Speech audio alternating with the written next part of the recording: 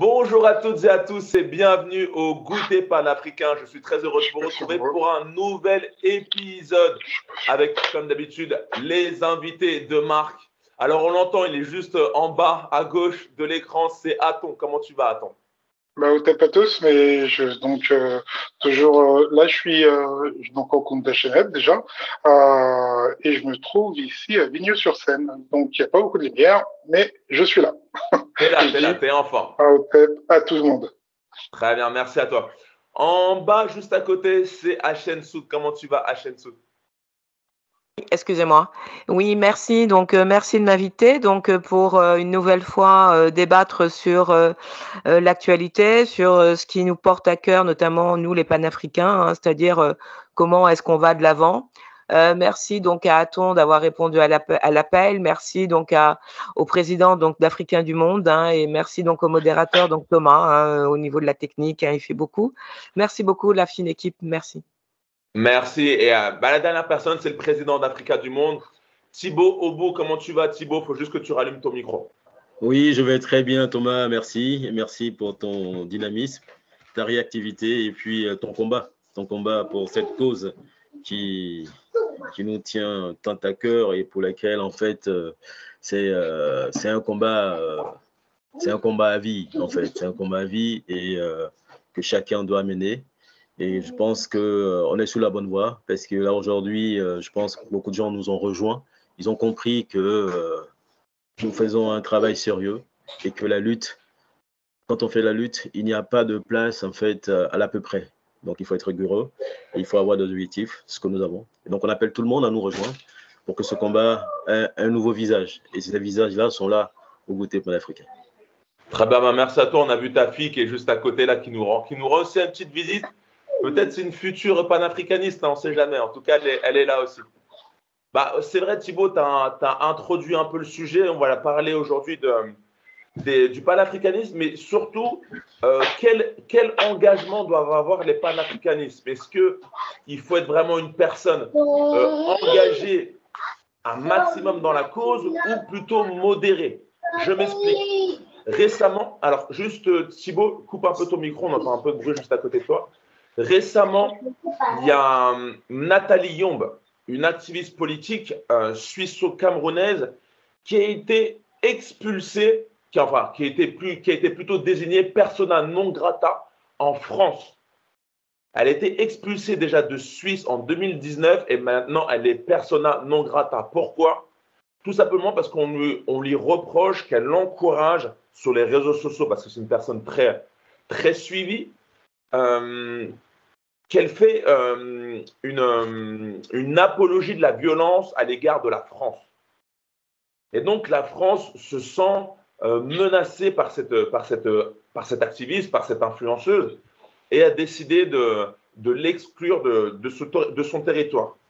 Donc j'ai envie de vous dire, on peut être panafricaniste, mais est-ce qu'il y a des limites à ne pas franchir? Parce que Nathalie Yombe, ce n'est pas la seule qui a eu aussi des problèmes avec l'administration française. Je pense aussi à Kémy Seba, à d'autres personnes. Qu'est-ce que vous en pensez de ces sanctions qu'a eu Nathalie Yombe? Qui veut démarrer? On va faire un tour de table, on va en parler. Peut-être je donne la parole à Aton, on va commencer avec Aton. Ouais, moi ça va être rapide. Hein. Nathalie Yombe, c'est quelqu'un qui est né le 22 juillet 1969 à Granichen, en Suisse. Donc pourquoi je précise ça? Parce que c'est une franco-suisse. C'est une Cameroun, elle est de père camerounais, de mère suisse. Et donc, ce fait que c'est la folie du métissage. Hein. Mais ce qui se passe, c'est que dès qu'on ouvre sa bouche, on n'a pas, je pense qu'on comprend pas dans quel combat on est. Dès qu'on commence à ouvrir sa bouche, dès qu'on parle de panafricanisme, d'éveil des consciences, dès qu'un noir essaye de s'ouvrir juste culturellement et juste intellectuellement, qu'il ait une autre voie de pensée que celle de l'Occident, c'est-à-dire du christianisme, du monde musulman, dès qu'on quitte ces voies-là, là tout de suite l'appareil étatique se met en marche et on peut voir les causes et conséquences qui puisse y avoir sur toi. Bref, dès qu'on commence à ouvrir ses œillères, quoi, qu'on se dise mais c'est pas normal ce qui nous arrive. On est les plus pauvres de la terre, on ne comprend pas nos situations, on nous extermine avec des produits cancérigènes. Seuls les abrutis bêtes ne se rendent pas compte et pensent qu'on est dans un monde idyllique, mais c'est faux. On voit bien que les gens éveillés, tels que Nathalie Yamb, on l'a dit, Kémy Séba, ou les autres vrais panafricains, puisqu'il y a des faux, sont inquiétés, quoi. Donc ces activistes militants qui ont juste le fait d'avoir une bouche, quoi. Je pense pas qu'avoir une bouche signifie expulsion, signifie contrainte politique, puisqu'elle a été expulsée aussi en Côte d'Ivoire, puisse donner telles conséquences. Il faut vraiment que tout le monde se réveille, j'ai beau le dire, mais c'est une masse de personnes, africains noirs, qui doit se réveiller aujourd'hui, prendre conscience dans quel état on est, puisque ça fait trop longtemps qu'on est endormi par des gens où on a envie de s'endormir, mais on est vraiment endormi. On est la seule population qui construit rien dans l'état où on est. C'est pas normal que vous ayez autant de personnes noires dans certains pays et qu'il n'y a rien n'est construit. Faut vraiment se poser des questions. Donc ça veut dire que la chose vient vraiment du fond, quoi. Il y a vraiment un fond conscient à apprendre dès qu'on ouvre les yeux, dès qu'on ouvre les ornières, dès que chaque panafricain commence à ouvrir les yeux. Là, il va y avoir quand même une démarche. Ils peuvent pas tous nous arrêter. Donc si on devient tous des Nathalie Yamb, peut-être que la solution est là. Mais est-ce que tu penses que, parce que Nathalie Yamb, on lui reproche une certaine virulence, est-ce que tu penses qu'on ne peut pas être panafricaniste et sans être aussi virulent qu'elle? C'est ça aussi la question. Elle a vraiment son franc-parler, qui lui appartient qu'à elle. Elle a vraiment une patte, une touche, et on peut dire ce qu'on veut sur Nathalie Yamb ou d'autres panafricanistes. Hein. Elle n'est pas la seule dans ce cas-là. On parlera, j'espère, du cas Kémy Séba, qui est touché pareil. Mais il faut vraiment se poser la question, quoi. Est-ce qu'on n'a pas le droit de parler, c'est ça? Dès que la France pille les pays d'Afrique ou dès qu'elle est en colonisation aux Antilles, qu'est-ce qu'on fait? Ou on parle de Madagascar, on parle des autres territoires africains. Faut juste lire et s'ouvrir et ouvrir ses ornières, quoi. Au bout d'un moment, ça suffit, quoi, de suivre et de faire le petit métro boulot dodo. Et encore, si on appelle ça boulot, puisque c'est souvent les métiers bas de classe qu'on fait nous en tant que peuple noir dans les pays locodermes. Et je veux vraiment insister que l'éveil doit se faire en général. Il nous faut qu'on soit tous des Nathalie Yamb en puissance et tous avec un micro. Je pense qu'ils pourront pas tous arrêter tout le monde. Au bout d'un moment, ça suffit. Ce qui se passe dans nos pays et dans nos contrées, c'est juste pas normal. Je parlais des Antilles avec le chlordécone, on en a déjà parlé. Je parlais de l'Afrique avec ce qui passe avec les présidents fantoches sur la Côte d'Ivoire ou le Cameroun. Ça suffit. Faut arrêter vraiment cette aliénation globale et il faut vraiment qu'on commence à ouvrir les yeux.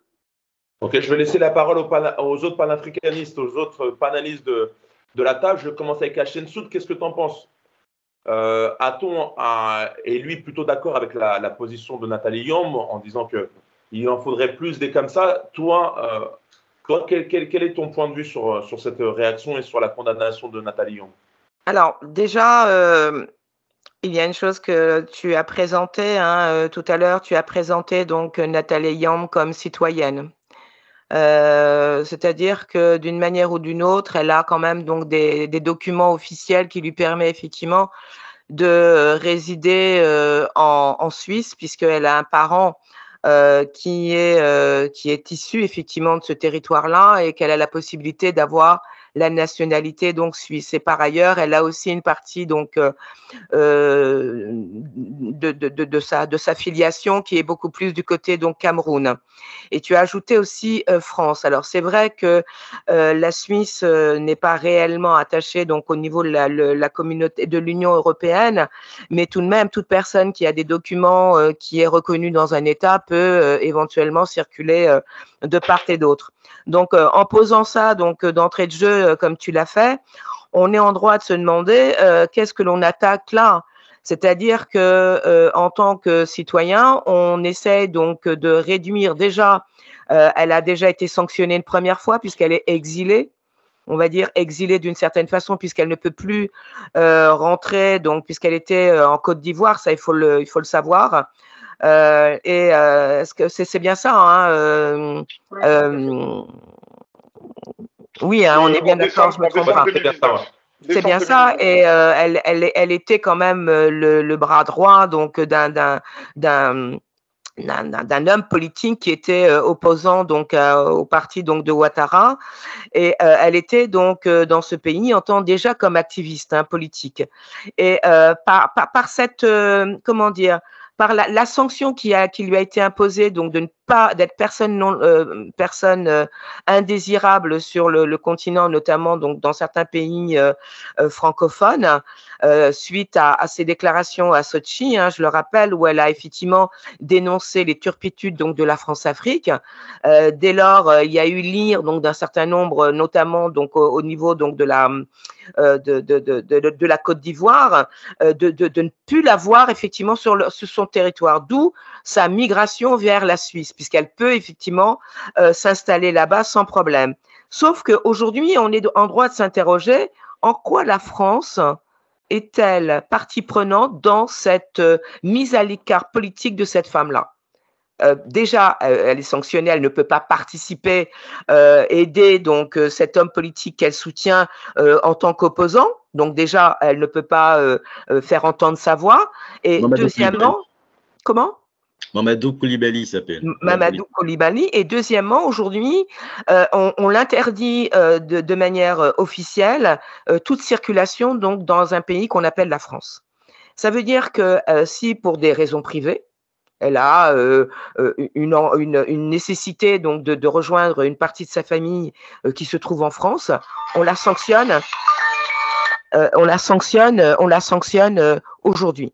Ce qui est un peu dommage parce que on se retrouve donc face à une situation, excusez-moi, où la question de la citoyenneté et de la circulation des panafricains se pose. Est-ce qu'un panafricain aujourd'hui qui, partout où il se trouve sur un territoire, partout dans le monde, est inquiété? Et dans ces cas-là, je reviens un petit peu, ça va être très gore, un noir ou un activiste et disons pour certains partis politiques représentant de manière forte que mort. C'est-à-dire qu'il est un bon représentant que mort. Donc, on se pose la question, est-ce que l'escalade, au fur et à mesure, par rapport à Nathalie Guillaume, est posée par cet acte-là? Que cherche-t-on au travers donc de ces multiples expulsions à l'égard de cet activiste-là? Ok, donc toi, t'es plus en train de te poser des questions sur l'activité d'être un panafricain. Est-ce que c'est pas mieux d'être mort et à ce moment-là, on n'embête plus personne, ou rester vivant, mais avoir le risque de ne pas avoir le droit de parole? C'est-à-dire que, excusez-moi, mais tu as dit aussi que c'était une influenceuse. On est sur le soft power. Elle a un pouvoir de convaincre. C'est-à-dire qu'elle peut influencer indirectement un certain nombre de personnes. Autrefois, effectivement, il n'y avait que les masses médias qui pouvaient influer au niveau de l'opinion publique. Elles pouvaient modeler selon un certain courant les pensées et la pensée dominante. C'est-à-dire que aujourd'hui, on s'aperçoit qu'il y a d'autres acteurs qui peuvent entrer en ligne de compte, notamment les influenceurs. Et c'est en ça que Nathalie Yamb va contrecarrer une certaine hégémonie, excusez-moi, dans le soft power, c'est-à-dire qu'il y a des influenceurs qui ont tendance effectivement à avoir une parole qui va un petit peu dans le sens de l'opinion générale, qu'elle va à contre-courant, effectivement, de ce qu'on peut penser de manière un peu générale. Et c'est en ce sens-là qu'en tant qu'influenceuse, dans le soft power, elle peut représenter un danger. Et donc, l'escalade, c'est de se poser la question, au-delà du fait de l'exclure au niveau territorial, ils sont en train d'envisager autre chose. Et là, on est en droit de se poser les questions de la limite. Je vais laisser la parole à Thibaut, savoir lui, qu'est-ce qu'il en pense. Est-ce qu'il faut être assez virulent ou plutôt modéré, ou quel est ton point de vue sur la situation que vit actuellement Nathalie Yamb? Est-ce que tu penses que c'est juste? Est-ce que c'est plutôt injuste? Est-ce qu'il faudrait plus de personnes comme elle comme soutien a-t-on, ou plutôt se taire et se ranger face à l'opinion publique? Toi, qu'est-ce que tu en penses, Thibaut? Il faut juste que tu rallumes ton micro.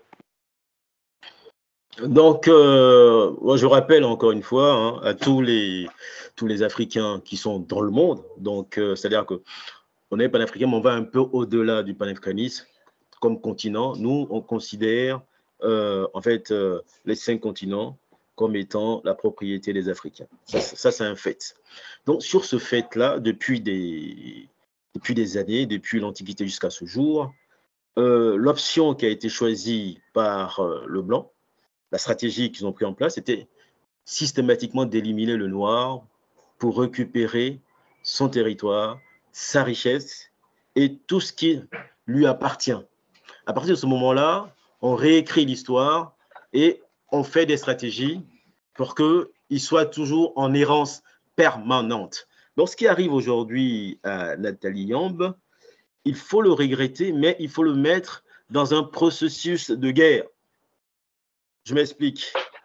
Depuis la colonisation, beaucoup de militants ont été, non seulement ont perdu leur nationalité, mais ont été carrément mis en bagne, soit en Guyane, soit en Nouvelle-Calédonie, soit à La Réunion, soit au Gabon, mais c'est des gens qui avaient la nationalité. Ce n'est pas des gens qui n'avaient pas la nationalité, c'est des gens qui avaient la nationalité de leur pays, qui est en l'occurrence la France, qui ont été écartés de la citoyenneté de par leur combat. On a aussi des élus qui ont été carrément exécutés, comme les députés malgaches en 1947, qui ont été exécutés parce qu'ils voulaient l'indépendance de la Madagascar. Donc, il faut que nous ayons une lecture historique du combat dans lequel nous sommes. Ça veut dire quoi? Ça veut dire que ce n'est pas un fait isolé, ce n'est pas un fait exceptionnel, mais ça a toujours été la méthode utilisée pour asservir et pour avoir des positions dominantes, que ce soit en politique, que ce soit en économie, que ce soit en stratégie au niveau du Pacifique. Donc, ce que nous devons faire, c'est-à-dire que nous devons intégrer qu'on est effectivement dans un combat. Et quand on est dans un combat, il ne faut pas pleurnicher. Il faut prendre le combat tel qu'il arrive et avoir de la longueur d'avance. Pourquoi? Parce que tu ne peux pas à la fois te battre avec ton ennemi et vouloir qu'il t'accueille comme à bras ouverts, comme si tu étais un invité à sa table. Ce n'est pas possible. Ce n'est pas possible. On peut le regretter qu'elle a été persona non grata, certes, mais ça fait partie du combat. Elle a déjà été expulsée depuis la Côte d'Ivoire via les injonctions de la France. Ce n'est pas tellement les Ivoiriens en tant que tels qui ont pris la décision de l'expulser, puisque en tant que telle, elle ne représentait pas un danger réel, puisqu'elle travaillait pour une société de télécom, NTM. Ce n'était pas forcément un danger en tant que telle, puisqu'elle n'occupait pas une place de direction. Deuxièmement, on va dire, sa lutte politique en interne aux côtés de Mamadou Coulibaly, chez Leader, n'en faisait pas réellement des leaders au plan national. Donc, il n'y avait pas réellement un danger de la faire partir. Mais c'était pour donner un signal, pour dire que, écoutez, nous avons la possibilité de vous nuire là où vous êtes, quel que soit l'endroit où vous êtes. On peut faire de vous des errants perpétuels. Donc, il nous appartient, à chaque fois que ce coup arrive, de faire une inversion de communication. C'est-à-dire que nous devons dire que la France et les pays européens, y compris les États-Unis, ont, dans leur propre pays, exclu leurs nationaux. Je signale que les États-Unis d'Amérique, quand il y a eu la guerre, ils ont enlevé de la nationalité tous les Américains qui étaient japonais. Ils ont été enfermés, mis en bagne. On est aux États-Unis, là. Vous voyez? Donc, ça a toujours été la méthode qui a été utilisée. Et cette méthode, nous devons l'intégrer pour réellement combattre un combat qui est réel, qui est un combat de face à face. Donc, intégrons ça, agissons, faisons en sorte, comme le disait Aton, c'est-à-dire que chacun d'entre nous est un combattant et est aussi en mesure de poser des actes qui feront en sorte que la méthode qu'ils ont toujours utilisée depuis les millénaires, cette méthode change.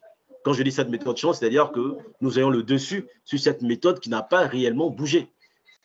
Les lois telles que nous les connaissons, liberté, égalité, droit de circulation et tous ces trucs-là, ne sont pas réels. C'est que du superflu.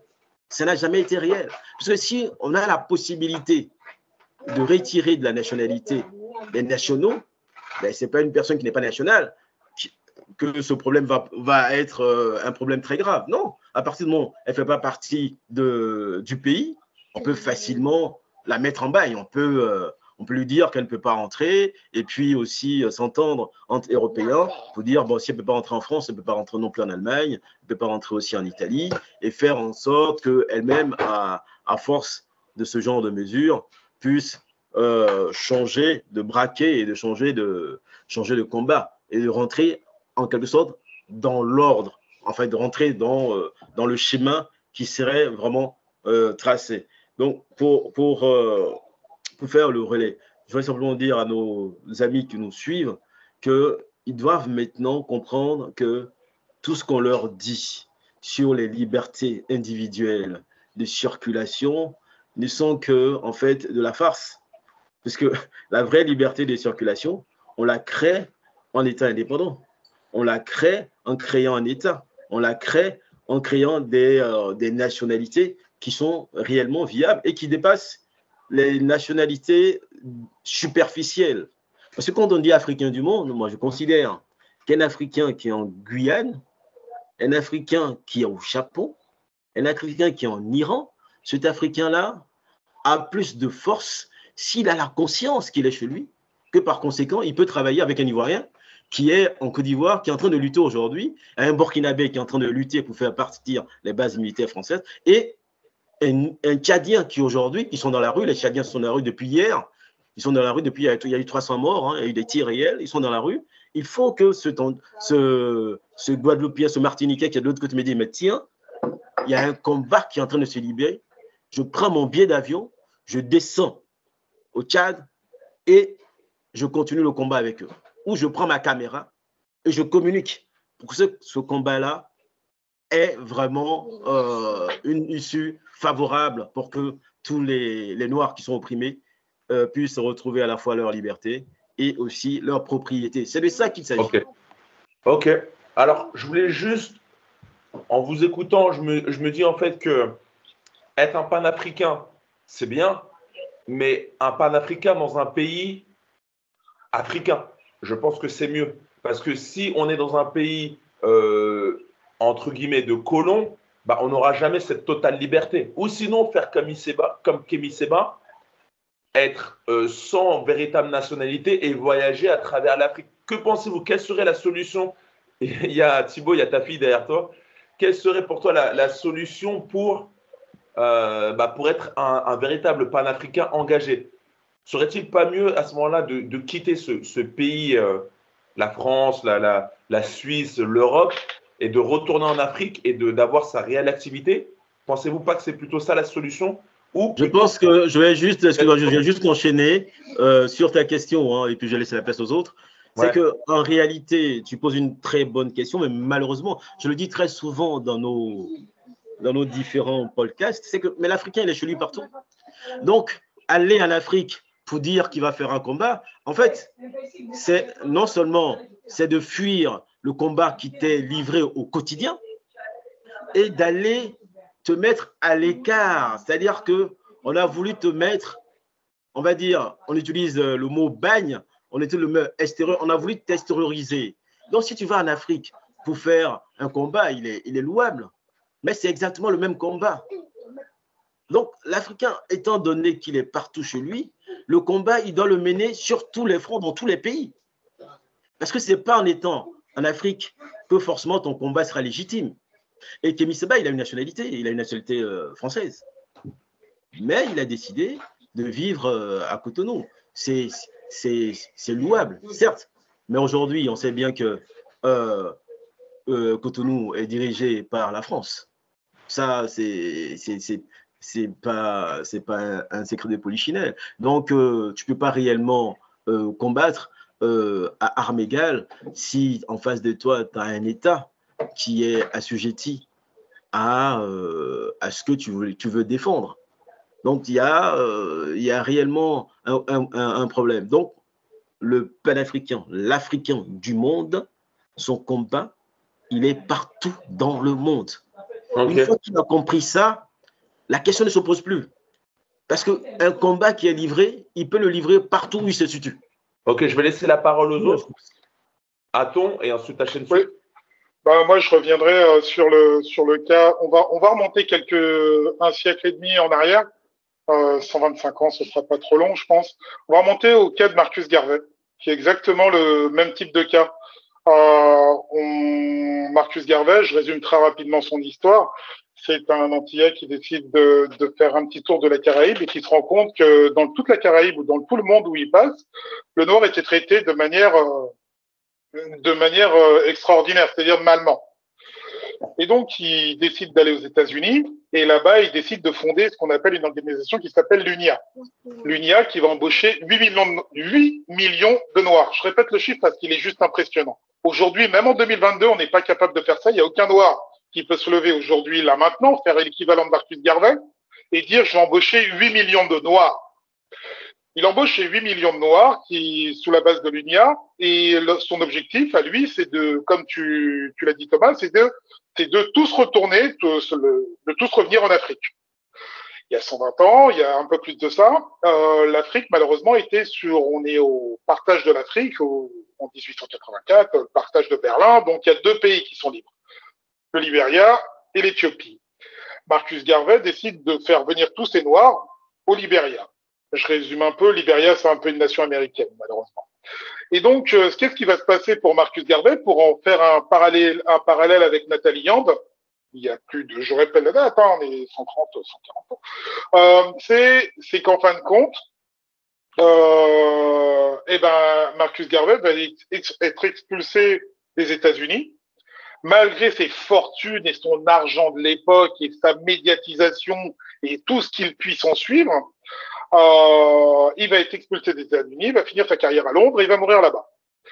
Je ne veux pas résumer très rapidement, je résume un peu sa carrière là-bas, mais je voulais mettre son parallèle avec Nathalie Yand, que tout Noir qui dérange l'oligarchie sera un jour expulsé. Maintenant, je le redis encore, que ce soit des Kinseba ou autres, des Nathalie Yand, ils pourront pas tous nous expulser. On a tous une bouche, on a tous un micro. Il faut juste prendre conscience qu'on est en guerre.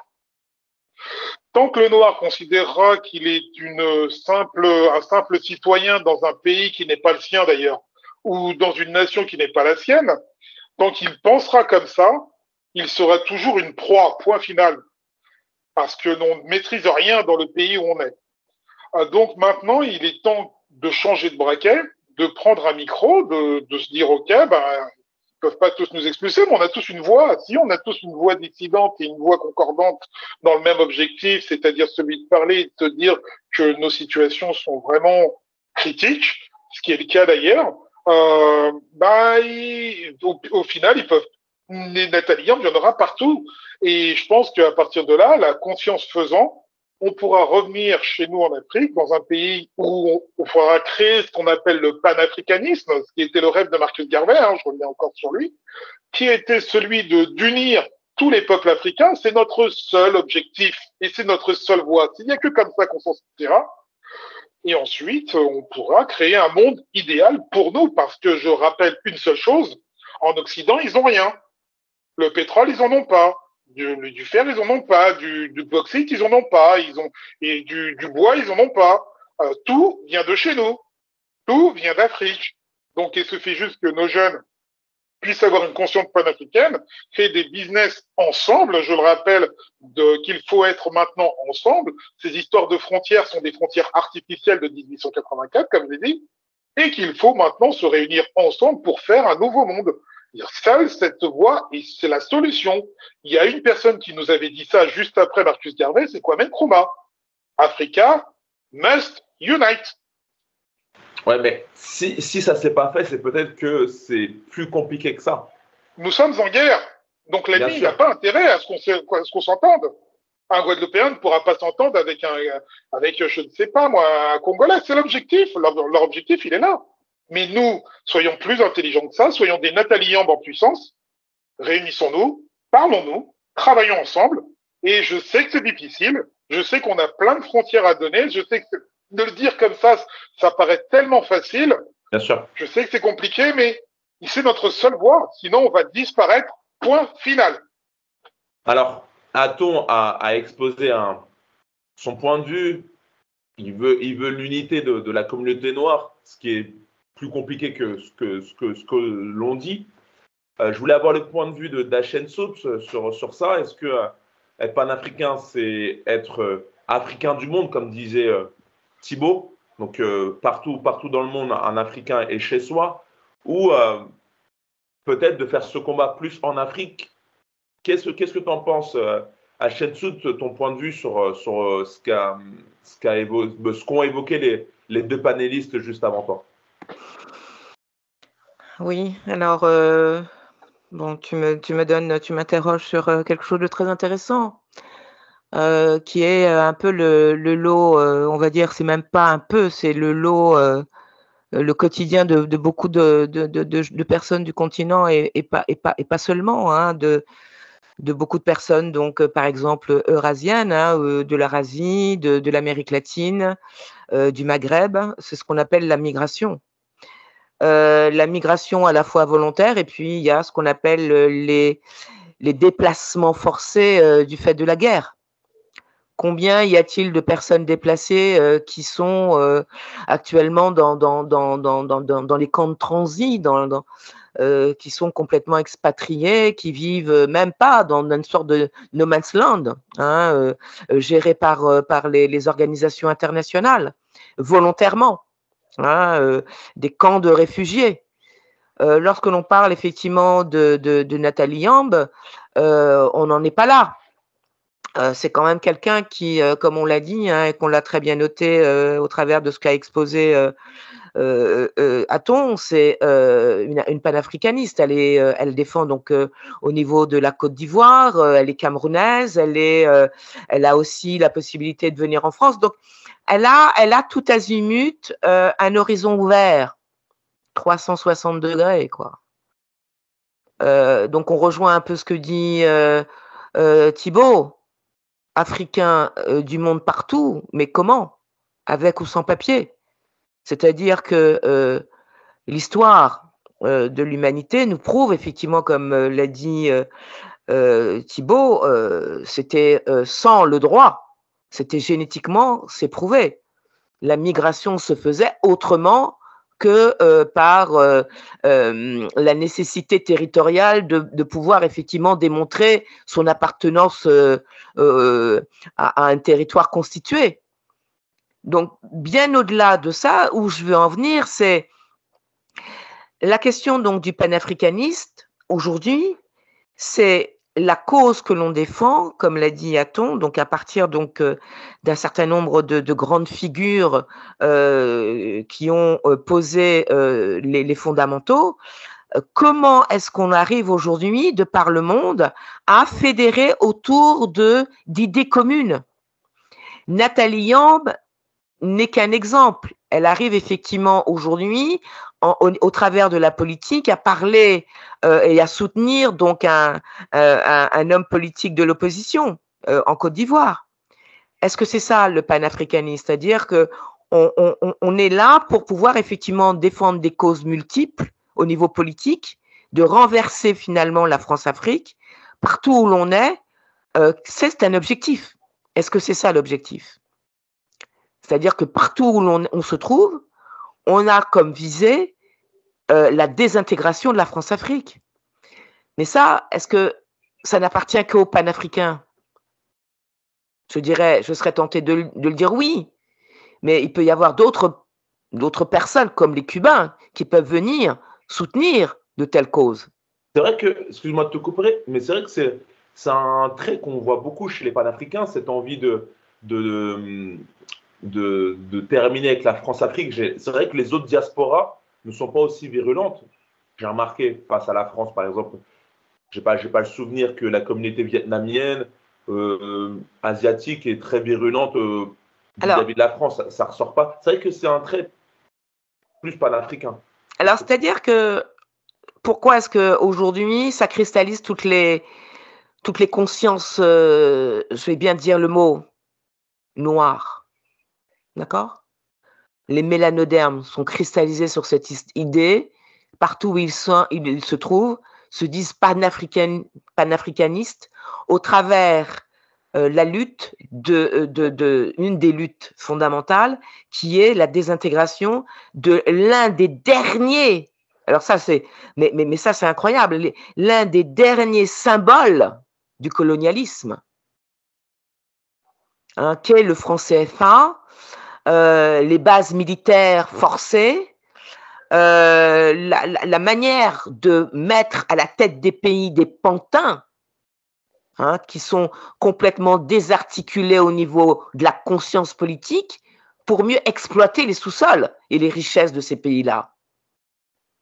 Donc effectivement, c'est un vrai combat. Parce que la France est l'un des derniers pays qui entraîne dans sa suite les pays européens à soutenir cette figure qu'elle continue à incarner depuis De Gaulle et bien avant, de pouvoir continuer à exploiter depuis 1885 les restes du partage de l'Afrique pour pouvoir effectivement continuer à estimer qu'elle est dans toute sa gloire et sa puissance. Nathalie Yamb dit ça suffit lorsqu'elle est passée en Russie en 2019. Elle l'a avoué haut et fort. Et avec la guerre de l'Ukraine, c'est ce qu'on lui fait payer aujourd'hui. On ne lui fait pas payer son soutien à un opposant ivoirien. On lui fait payer ce qu'elle a dit à Sochi, en Russie. Hein, une sorte de rétropédalage en 2019, personne. Effectivement, il y avait peut-être à en dire. La France était peut-être un peu soucieuse de remontrance, de pouvoir lui faire comprendre que tout de même, madame, vous n'êtes pas n'importe qui, vous savez bien parler français, gardez-vous de pouvoir intervenir sur la politique étrangère de la France. D'accord? Et aujourd'hui, ce qu'on lui reproche, c'est que cette parole, un peu comme le petit Pousset, elle essaime de manière rétroactive ses effets. C'est-à-dire qu'on voit aujourd'hui en Russie des personnalités qui disent oui, mais pourquoi pas aller plus loin que ce que dit Nathalie Yamb et apporter une logistique militaire, apporter effectivement des savoir-faire au niveau économique et écouter les besoins réels des gouvernants qui sont capables, comme Goïta, de dire moi je m'associe à tel ou tel partenaire parce que je suis le peuple est souverain là où il se trouve au niveau territorial. Donc c'est ça dont il s'agit avec Nathalie Yamb. C'est-à-dire que d'une manière ou d'une autre, elle ouvre des brèches. Elle dit aujourd'hui, on peut, les Africains, pour mener ce combat de désintégration, doivent s'allier avec des partenaires assez costauds, comme la Russie, pour pouvoir effectivement aller de l'avant. Donc, le combat d'arrière-garde, en tant que panafricaniste, est-ce que c'est ça? Est-ce que l'on table sur une espèce de théorie commune de désintégrer la France-Afrique? Si c'est ça, on peut mettre effectivement dans les panafricanistes, peu importe la manière dont ils se positionnent au niveau de leur pays, je pense à Kémy Séba, mais qui disent on doit désintégrer la France-Afrique, on va utiliser tous les moyens à notre disposition et tous les partenaires à notre disposition. Ok, on va faire le dernier tour de table. Je voulais que vous traitiez par exemple, de l'actualité, de ce qui s'est passé. On avait parlé la dernière fois sur le dernier podcast des nouveaux chefs d'État en Afrique qui sont un peu plus panafricains. Je pense à Assimi Goïta. Qu'est-ce que vous en pensez pour l'instant des situations? Est-ce que ça s'améliore ou est-ce que c'est plutôt un mirage? Qu'est-ce que vous en pensez? Ça sera le dernier tour de table. Je vous laisse la parole, dernier sujet, et on va conclure le podcast comme on a notre habitude avec les livres que vous avez trouvé intéressants ou les films aussi. Je vais laisser la parole à Thibaut et ensuite dernier tour de table avec Aton et Hachenso. Non, je pense que c'est pas un coup d'épée dans l'eau parce que les actes ont été posés. C'est-à-dire que bon, la France est partie du Mali et est en train de partir du Burkina Faso. Et en ce moment, pendant que nous faisons cette émission, il y a une révolte au Tchad. Il y a une révolte au Tchad où il y a des tirs à balles réelles des militaires contre les civils qui fait aujourd'hui 300 morts pendant qu'on est en train de parler. C'est-à-dire que le Tchad, c'est l'armée française qui a barricadé le Tchad. Le Tchad, c'est le pétrole tchadien. Donc, ce n'est pas un coup d'épée dans l'eau, mais je pense que ça doit être une action d'ensemble. C'est-à-dire qu'il faut un courant et que chacun doit apporter sa réflexion, sa conscience, ses moyens pour qu'effectivement, ça soit quelque chose de solide. Parce que ce n'est pas simplement un pays qui se bat, c'est pratiquement tous les Noirs qui se battent à travers ce pays qui ressort comme un symbole. On a le cas haïtien. Le cas haïtien, il ne faut pas l'oublier quand on discute. On a le cas haïtien où les États-Unis et l'Europe ont réussi à faire d'Haïti un pays sans pays. Alors qu'Haïti est l'un des pays les plus emblématiques du monde. C'est l'un des pays qui a ouvert la nationalité à tout errant du monde. Haïti a été l'un des premiers pays à accorder la nationalité aux Juifs dans le monde. Et ce pays-là, aujourd'hui, est déstabilisé du point de vue civil, du point de vue militaire, du point de vue même de la géostratégie, en faisant d'Haïti un pays qui est devenu un pays où il y a du tremblement de terre pratiquement tout le temps. Et personne ne se pose la question de savoir, mais comment se fait-il qu'aujourd'hui, ce pays est un pays de tremblement de terre? On sait pertinemment qu'aujourd'hui, il y a des essais nucléaires qui se font et qui font en sorte que ces pays deviennent instables. Et sachant que Haïti n'a plus la marine nécessaire pour surveiller ses propres eaux à l'intérieur, mais on est parti pour longtemps. Et qu'est-ce qu'on veut faire d'Haïti? On veut faire en sorte que la population haïtienne migre en Floride aux États-Unis et qu'il n'y a plus d'Haïtiens qui existent. Voilà là où on est aujourd'hui. Donc, le combat qui se passe au Mali, en Centrafrique, au Tchad, au Burkina Faso, c'est un combat de tous les Noirs du monde. Et tous les Noirs du monde doivent avoir conscience de prendre ce combat à bras le corps, parce qu'ils sont en danger perpétuel, quelle que soit la nationalité qu'ils ont aujourd'hui. Leur nationalité n'a pas de sens, puisque quand ils sont confrontés à l'administration du pays dans lequel ils sont considérés hors nationalité. Donc, c'est vraiment un vrai combat qui est en train de nous mener à autre chose, puisqu'on change un peu de sphère. Comme le dit Kalala, il dit souvent qu'on était dans l'ère du poisson, maintenant on passe dans un autre ère. Donc, si on suit ce que dit Kalala, effectivement, les choses sont en train de bouger. C'est-à-dire qu'on est dans un pays, disons, un pays européen, la France, qui s'est donné pour mission de mettre son coude sur la tête de tout noir qui existe. Comment on peut comprendre ça? C'est incompréhensible. Puisque dans ce pays, il n'y a aucune population qui sort pour dire, mais tiens, c'est pas normal que notre armée aille de l'autre côté faire la guerre, tuer des gens, sans que nous ayons l'information. C'est pas normal. C'est pas normal au jour d'aujourd'hui, en 2022. Les gens font semblant de ne pas avoir les informations qui concernent le Tchad aujourd'hui, où l'armée française est en train de canarder les populations africaines, où l'armée française est en train de canarder au Burkina Faso, en train de canarder en Côte d'Ivoire. Attends, c'est quoi ces histoires? Il faut qu'on arrête ces voyouries. On doit arrêter ça. Donc chacun doit prendre conscience pour agir, mais vraiment agir pour que les choses changent. en termes de communication. On a des jeunes qui le font dans le métro, hein, ils essaient de communiquer dans le métro, un peu partout, pour dire, mettons, si vous faites semblant de ne pas voir, ben nous, on va vous montrer que ça existe et que le semblant est passé. Aujourd'hui, nous sommes dans la réalité. Donc, ce n'est pas un coup d'épée dans l'eau, c'est vraiment un vrai combat dans lequel s'est engagé ces différents pays. La seule chose, il faut qu'il soit soutenu par chacun d'entre nous. Très bien. A-t-on aussi, mot de la fin, qu'est-ce que tu en penses de... Voilà, moi je vais être court là-dessus. Moi je pense que tout le monde a un micro, tout le monde a une bouche, tout le monde voit ce qui se passe. J'espère en tout cas que tout noir aujourd'hui puisse prendre conscience. Nous sommes en guerre. C'est une guerre qui nous est menée par dans tous les sens du terme. Notre couleur, bref, si nous nous aimons pas nous-mêmes, il n'y a que nous-mêmes qui pourraient nous en sortir de cette situation. Donc il faut vraiment qu'on prenne conscience dès maintenant que le combat, c'est la guerre et que tout ce qu'on fait, même la nourriture, manger, c'est une guerre.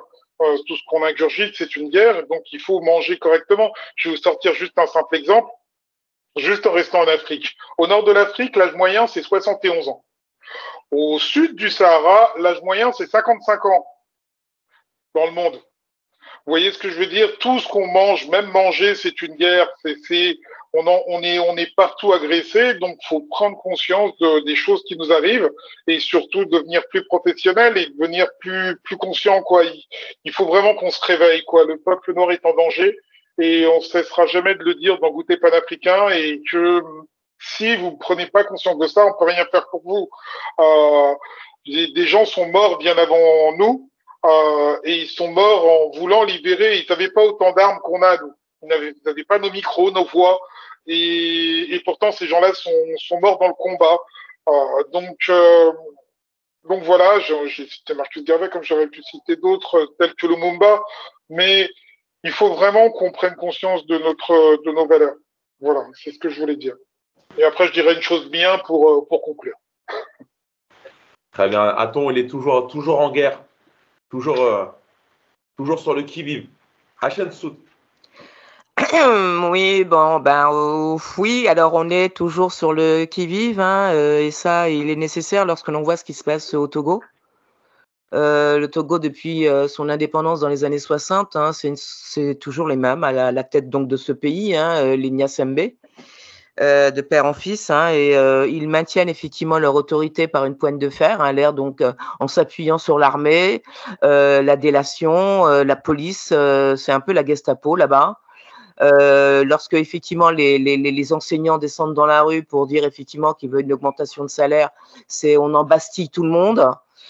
Et pourtant ils ont ce qu'on appelle une constitution et ils se disent un pays de droits de l'homme.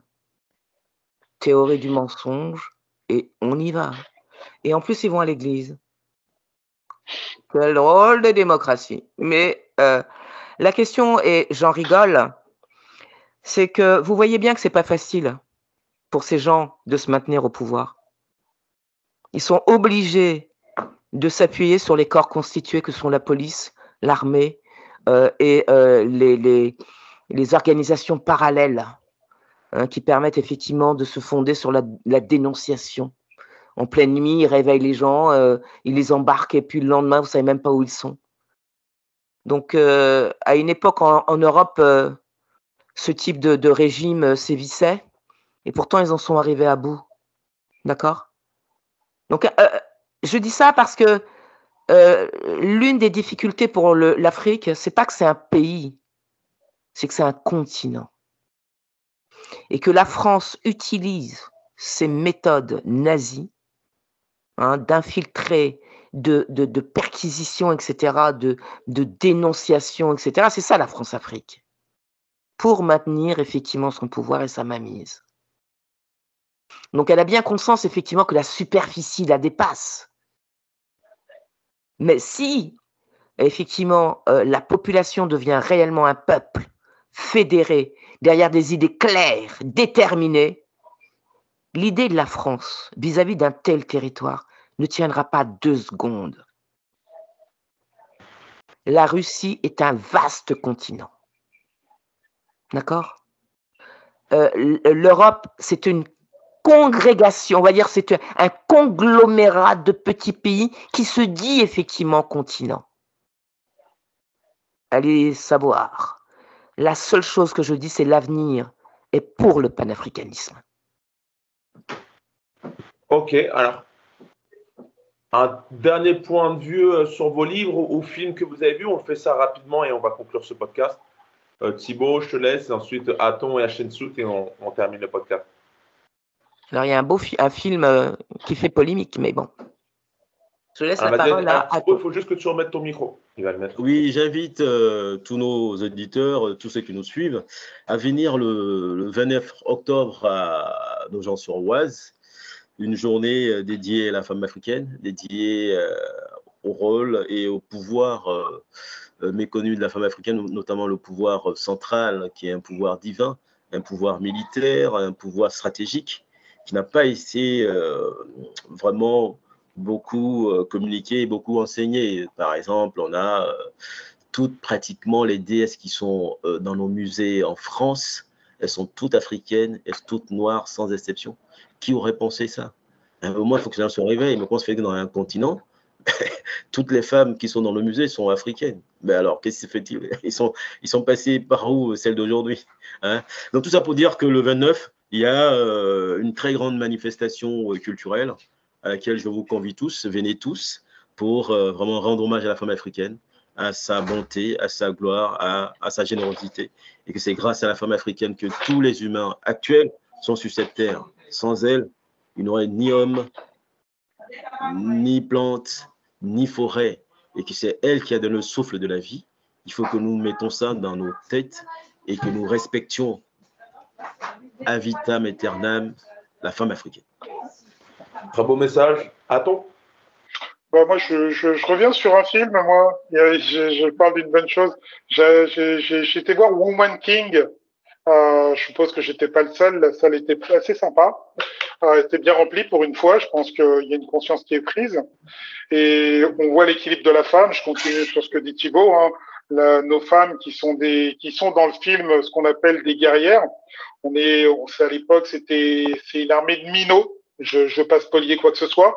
Les minots qui, en Occident, on les appelle les Amazones. Ils portent un nom barbare, des Amazones. Ici en Occident, ils s'appellent comme ça. Là-bas, c'était des minots. Et les minots sont nos guerrières, nos protectrices du royaume. On est au Bénin, hein, bien sûr, dans le royaume du Bénin. C'est un tout petit royaume, le royaume du Bénin. On est au sud-ouest de l'Afrique. Et ce film est juste génial par les coupes de cheveux des acteurs, c'est génial. Le paysage est génial. Bien sûr, c'est hollywoodien. Donc, vous imaginez bien que les acteurs ont été enjolivés. La réalité, elle est pas vraiment là. Donc, je complète juste ce que tu dis. C'est-à-dire qu'elle a peut-être été enjolivée, mais effectivement, on va dire les vêtements des militaires, femmes militaires du Bénin étaient extraordinaires. C'est vraiment, c'est-à-dire que vu d'aujourd'hui, on n'a pas l'idée. Et ça, celui qui dit ça, c'est un capitaine de l'armée de Todd. Todd étant un colonel qui est parti. Un métis d'ailleurs, un métis. Évidemment, c'est un métis. Pour la guerre. Et ce sont ces prisonniers, des officiers français, qui témoignent de la beauté des troupes de ces femmes. Donc vraiment, c'est pas à côté. Elles ont existé, donc c'est vrai que c'est l'existant qui nous fait. La dernière est partie dans les années 70 en nous donnant des super messages. Mais je voudrais revenir sur nos femmes qui sont complémentaires à l'homme. Hein. Un homme, une femme, c'est complémentaire. Ça doit se compléter. Donc il n'y a aucune rivalité dans le paradigme africain. En tout cas, dans cette époque, c'est le complément qui fait la force. Et elles protègent leur royaume tant qu'elles peuvent. Et il faut savoir que le Dahomey, pour en revenir aux Antilles, c'est aussi là où sont partis des milliers d'Africains déportés aux Antilles par la manipulation et le commerce de l'argent, quoi. Donc, faut jamais oublier ça. Et voilà. Donc, je vous laisse tous découvrir The Woman King. Je pense qu'on aura tous une petite réflexion à la fin pour en dire le bien ou les mauvaises choses hollywoodiennes qu'on pourrait introduire dedans. Mais en tout cas, c'est là. Ça nous permet de voir des choses. Voilà. Woman King. Très bien, bah, on va terminer avec une woman, la femme du podcast, Ashensout, ton dernier mot. Oui, alors moi, effectivement, j'ai vu ce film, hein, il y a quelques heures, là, tout à l'heure. Bon, il y a des choses à en dire, notamment sur le fond, c'est-à-dire le fond du propos, hein, beaucoup pendant les années 2000, etc., on récusait, et encore une fois, hein, sur les conditions, effectivement, de ce qu'on appellerait la vente d'esclaves, du commerce triangulaire, et notamment de l'engagement donc de certaines personnes du continent dans ce commerce atroce. Et dans ce film, on repose cette question-là. Et ce qu'on voit, c'est effectivement. Par contre, ne spoile pas le film. Hein. Ne dis pas Voilà, donc ce que je dis simplement, c'est que ça n'a pas pu se faire sans le fait de l'imposition de facto de l'extérieur de ce commerce-là. Ils n'ont pas inventé. D'ailleurs, le commerce des esclaves, des Arabes, est avant le commerce pratiqué par les Européens, et bien avant, il y en avait entre les Européens entre eux. Donc, c'est un film. Bon, allez-y. Moi, je vous invite à le voir, notamment, comme a dit Aton, sur cet aspect un peu glorifiant. Il y a certaines valeurs qui sont mises en avant et qui sont effectivement, on retrouve chez les nègres marrons. Hein. D'accord. Je voulais juste parler d'un livre. C'est à voir, hein, et je vous demande donc de bien faire attention, parce que les éditions Kailash sont une petite maison d'édition, c'est Kailash, édition Kailash. Vous pouvez retrouver ça donc sur Internet. Et le livre, c'est Le désenchantement colonial. Et pourquoi je vous conseille ce livre, hein, comme je vous l'ai dit tout à l'heure, les panafricanistes ont une visée. Avec ce volume, donc je lis la dernière page de couverture. Avec ce volume sur le désenchantement colonial, le CIELEC a voulu à nouveau sortir des sentiers battus. Si beaucoup de travaux ont abordé l'idéologie de la conquête, analysé une littérature souvent vouée à la célébration de l'Empire et de son œuvre, plus rares sont les études qui s'intéressent aux doutes, aux inquiétudes, aux malaises qui se dégagent de nombreux récits, et pas seulement des livres clairement engagés dans la critique de la colonisation. Le revers de la médaille, c'est-à-dire lorsqu'ils étaient dans la jungle, effectivement, ils suaient à grande eau lorsqu'ils avaient la malaria. Et heureusement qu'il y avait effectivement parmi les populations locales des personnes qui connaissaient les plantes, qui connaissaient effectivement comment cicatriser, comment les nourrir, comment les soigner. Et ils ont pu effectivement subvenir et pouvoir s'enraciner en Afrique. Ok, bah, merci en tout cas à vous. On va conclure le podcast avec ces derniers mots. Je vous souhaite encore plein de bonnes choses. Les personnes qui regardent le podcast, pensez à vous abonner, pensez à commenter le podcast.